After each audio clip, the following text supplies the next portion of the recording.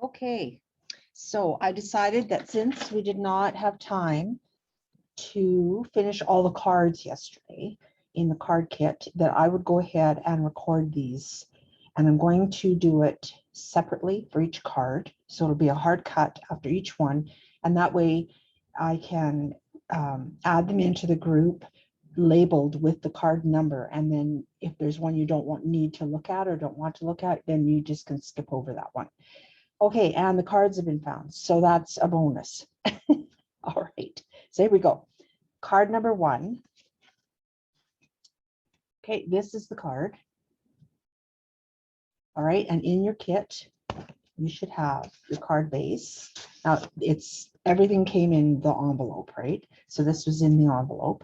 Then you've got your piece of holographic paper. You've got your heart background.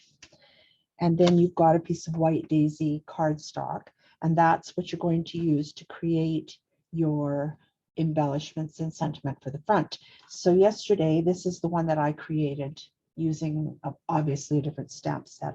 Because I love that stamp set so much, I decided it would be perfect for this card. And I just let's see the case. Anyways, we talked about this one yesterday because I love it so much. All right.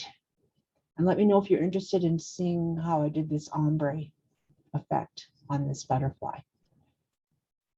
Okay, so that one is done. That's all I need to do for card number 1. So I'm going to do a hard cut now and stay tuned for card number 2.